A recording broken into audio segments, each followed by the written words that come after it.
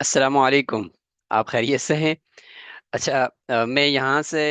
چاہ رہا تھا کہ بہت دیر ہو گئی ہے آپ کو اپنا جو پی ایچ ڈی کا سفر ہے اس کے بارے میں نہیں بتا سکا تھا۔ تو اب ہم تھوڑی سی اس کے بارے میں بھی ڈسکشن کریں گے، اور فیچر کے جو یہاں پلان ہیں ان کے بارے میں بھی کوئی تھوڑی سی گفتگو کریں گے، اور علماء کرام کے لیے ہم مدرسہ ڈاٹ پی کے کی سطح پر کیا سوچ رہے ہیں اس کو بھی انشاءاللہ ہم آپ کے سامنے لے کر آئیں گے۔ اچھا، سب سے پہلے تو یہ ہے کہ میرا جو پی ایچ ڈی کا جو دورانیہ ہے وہ 3 سال تھا، تو 3 سال میں سے 2 سال مکمل ہو گئے اور یہ تیسرا سال چل رہا ہے۔ اور تیسرے سال میں اگر ہم اوور آل دیکھیں تو یہ میرا 5واں سمسٹر ہے، اور اگر انگلش والے سمسٹر کو شروع میں نکال دیں تو یہ میرا چوتھا سمسٹر ہے۔ اور چوتھے سمسٹر میں عمومی طور پر یہی ہونا چاہیے کہ آپ جو ہے نا وہ تھیسز لکھ رہے ہوں۔ تو میرا جو عنوان ہے ریسرچ کا وہ یہی تھا کہ دو چیزیں میں کور کر رہا ہوں۔ نمبر ایک یہ کہ عصری اور دینی علوم کا امتزاج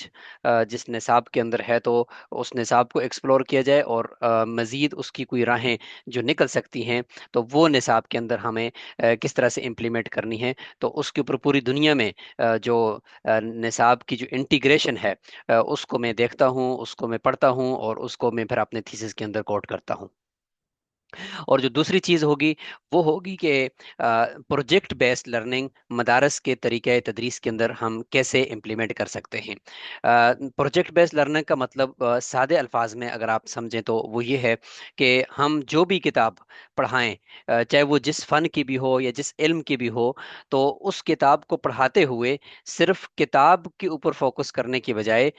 فن پر فوکس کیا جائے۔ اور کتاب ختم کرنا تو ویسے بھی ضروری نہیں ہے، اصل مقصد یہ ہے کہ وہ فن سمجھ آ جائے۔ تو لہٰذا اس کتاب کو جب ہم ختم کرنے کی طرف زیادہ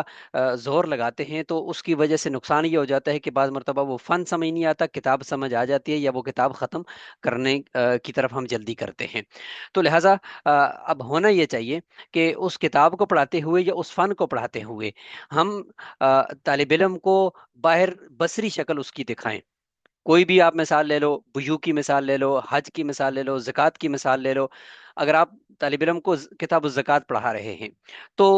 دائیں بائیں اگر مدرسے کے کوئی دکاندار ہے، یا کوئی کمپنی ہے، یا کوئی فیکٹری ہے، یا کوئی آفس ہے، کچھ بھی اگر بزنس وہاں پہ ہو رہا ہے، تو بچوں کو تھوڑی دیر کے لیے وہاں بھیجیں۔ ان کو کہیں کہ جا کر وہاں ذرا ان سے پوچھو کہ وہ زکوٰۃ کس طرح سے دیتے ہیں، وہ اپنا پورا ایک جو پورے سال کی کیلکولیشن ہے وہ کیسے کرتے ہیں، اور پھر ان کو بتاؤ کہ آپ یوں نہیں زکوٰۃ نکالا کرو، یوں نکالا کرو۔ تو یہ دیکھیں، آپ کتاب الزکوٰۃ پڑھائی جا رہی ہے، لیکن اس میں جا کر کیس اسٹڈی کیا جا رہا ہے، ریسرچ کی جا رہی ہے۔ اور ریسرچ کے لیے کیا ٹائم لگتا ہے کہ عصر کے بعد طلبہ کو بھیج دو اور وہ جا کر کسی دکاندار کے پاس بیٹھ جائیں۔ تو اب یہ کیا ہوا کہ طالب علم اس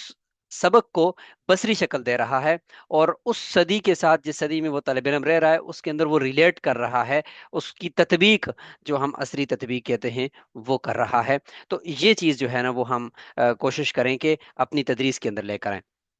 تو اس کو ہم سادے الفاظ میں پروجیکٹ بیس لرننگ کہتے ہیں، کہ صرف الفاظ ہی نہ رٹوائے جائیں، بلکہ کتاب بھی نہ ختم کی جائے، بلکہ اس کی بجائے ہم طالب علم کو جو پڑھائیں تو اس کی خارجی مثالوں کے ساتھ پڑھائیں۔ اور اگر کہیں پہ کوئی آپ کو خارجی پروجیکٹ نہیں ملتا، مثلا آپ کتاب البیوع پڑھا رہے ہیں تو اس میں آپ کو اسٹاک ایکسچینج کی مثال دینی پڑ رہی ہے، یا کوئی بینکنگ کی مثال دینی پڑ رہی ہے، آپ کے قریب میں وہ نہیں ہے، تو ضروری تو نہیں ہے کہ بس طلبہ کو بھیجا جائے، بلکہ مثالیں ایسی دی جائیں، سینیریوز ایسے بنائے جائیں، اور کلاسوں کے اندر پروجیکٹرز کے اوپر یا کم از کم لیپ ٹاپ کے اوپر یا کسی اسکرین کے اوپر طلبہ کو وہ پورا سٹرکچر ایک نقشے کی شکل میں، یا پھر کسی سلائیڈز کی شکل میں پریزنٹیشن بنا کر ان کو دکھایا جائے کہ یہ ہے وہ جو ہم ادھر پڑھ رہے ہیں۔ اسی طریقے سے بخاری شریف جب ہم مفتی ابوالبابا صاحب سے پڑھ رہے تھے تو انہوں نے 20 فٹ دیوار کے اوپر 20 فٹ لمبا جو ورلڈ میپ ہے، دنیا کا نقشہ، وہ اردو میں بنوا کر وہاں پہ لگایا ہوا تھا۔ اور جب ہم کتاب المغازی پڑھ رہے تھے تو اس وقت جہاں جہاں پہ وہ غزوات ہوئے تھے تو حضرت جو ہے وہ لیزر لائٹ کے ساتھ وہ وہاں پہ ہمیں بتاتے تھے کہ یہاں سے یوں ہوا تھا، یہاں سے یوں ہوا تھا، تو ادھر سے حدیث چل رہی ہوتی تھی، وہاں سے وہ ہمیں لائٹ کے ذریعے سے مینشن کر دیتے تھے کہ یہ والا غزوہ اس جگہ پر ہوا ہے۔ تو اتنا مزہ آتا تھا اس کے اس سینیریو کو سمجھنے میں، اور اس حدیث کو وہاں ریلیٹ کرنے میں۔ تو یہ ایک بہترین طریقہ تدریس ہے، الحمدللہ بہت سارے مدارس میں یہ رائج بھی ہے۔ تو ये वो दूसरी चीज़ है जो मैं अपनी पीएचडी के अंदर कवर करना चाह रहा हूँ, कि प्रोजेक्ट बेस्ड लर्निंग मदारस के तरीके तदरीस के अंदर आ जाए। तो अब ज़ाहिरी तौर पर अगर हम देखें तो बहुत से बड़े बड़े कुछ मदारस ऐसे हैं कि जिनमें प्रोजेक्ट बेस्ड लर्निंग हो रही है। बाकायदा तलबा से प्रोजेक्ट्स करवाए जाते हैं, जैसे जामिअतुर रशीद है, वहाँ बड़े बड़े प्रोजेक्ट्स करवाए जाते हैं, तलबा जाकर रिसर्च करते हैं। इससे तलबा को रिसर्च भी आ जाती है, जो हमारा उलमा का एक बड़ा मसला है कि हमें रिसर्च नहीं आती। तो रिसर्च करने का वो ढंग आ जाता है, और वो तलबा जाकर रिसर्च करते हैं किसी एक टॉपिक के ऊपर, एक उस्ताद की निगरानी में, फिर आकर वो अपने कई हफ्तों की मेहनत के बाद अपनी वो प्रेजेंटेशन पेश करते हैं। तो ये वो चीज़ है जो मैं कवर करूंगा। तो अब चूंकि चौथा सेमेस्टर है, तो मेरा प्रपोजल डिफेंस हो गया था, उसके बाद मैंने करेक्शंस जमा करवा दी थी। तो इस सेमेस्टर के अंदर मैंने अपना चैप्टर 1 जो है वो तो प्रपोजल ही होता है, चैप्टर 2 जो है वो integration of modern and traditional education. इसके अंदर मैंने जो जाकर केस स्टडी के अंदर डाटा कलेक्शन की थी सितंबर के अंदर, जामिया रशीद के अंदर में रहा, और वहाँ असातिज़ा से इंटरव्यूज़ लिए और डॉक्यूमेंट्स हासिल किए। इस तरीके से मिनहाजुल कुरान मॉडल टाउन लाहौर में मैं रहा, वहाँ मैंने तैरुल क़ादरी साहब के इदारे को एक्सप्लोर किया। वहाँ तकरीबन 30 इंटरव्यूज़ किए, और तलबा के भी, असातिज़ा के भी, एडमिनिस्ट्रेशन के भी, और उनसे फिर डॉक्यूमेंट्स लिए। और उसके बाद फिर मैं यहाँ आकर मैंने उस पूरे डेटा को एनालाइज किया। पढ़ने के बाद फिर उनको एक ख़ास एटलस्टी सॉफ्टवेयर के ज़रिए से मैंने उसकी रिपोर्टें बनाई, उनको उनका तज्ज़िया किया, और फिर अब मैं थीसिस लिखने के काबिल हो गया हूँ। तो अब मेरा जो दूसरा चैप्टर है वो अल्हम्दुलिल्लाह मुकम्मल होने जा रहा है, चंद ही दिनों में वो सबमिट हो जाएगा, जिसके अंदर मैंने जो इंटरव्यूज़ लिए थे और जो सिलेबस मैंने लिया था, उस सिलेबस को सामने रखते हुए मैंने ये कोशिश की है कि ये समझा जाए कि किस तरह से ये दो इदारे अपने सिलेबस को लेकर चल रहे हैं, और इन्होंने किस तरह से असरी और दीनी उलूम को पैरेलल दोनों को जोड़कर वो पढ़ाने की कोशिश की है, और उसके उसके अंदर चैलेंजेस क्या पेश आ रहे हैं इनको, और नताइज क्या हैं, और आगे का इनका फ्यूचर का प्लान क्या है। क्योंकि दोनों इदारों के पास अपना बोर्ड भी है, अपनी यूनिवर्सिटी भी है, और अपने स्कूल भी हैं, अपने कॉलेजेस भी हैं, अपने फीमेल का भी सिस्टम है। तो सब कुछ चूंकि वो काफ़ी हद तक सिमिलरिटी है, तो जो जो उसमें से एक क्रक्स निकलेगा, तो इंशाल्लाह वो एक मुफीद चीज़ होगी। और इसके साथ मैं एक अहम बात यहाँ पे ही कर देता हूँ, वो ये है कि टूल्स अब इतने आ चुके हैं एआई के, कि आप उन टूल्स का इस्तेमाल करते हुए अपने काम को, जो घंटों का काम है उसको मिनटों में, दिनों के काम को घंटों में, हफ्तों के काम को दिनों में आप करके निकाल सकते हैं। लेकिन जाहिर है कि उसके भी इस्तेमाल के तरीके हैं, कि हम ऐसा कभी भी नहीं कर सकते कि मेन वन एक चीज़ को बस कॉपी पेस्ट करें और अंधी जो है वो एआई की तकलीद कर रहे हों। बल्कि ये नेचुरल वे में, कि जैसे देखें जाकर इंटरव्यूज लेना, इंटरव्यूज की ट्रांसक्रिप्शन बनाना, फिर उनका एनालिसिस करना। लेकिन टूल्स ऐसे इस्तेमाल करें कि जो आपके कामों को आसान करें। आप स्मार्ट वर्क करें, हार्ड वर्क ना करें। हार्ड वर्क में आप अगर कई अरसा भी लगा लेंगे, लेकिन उतना म्यारी काम नहीं करेंगे। एक बात तो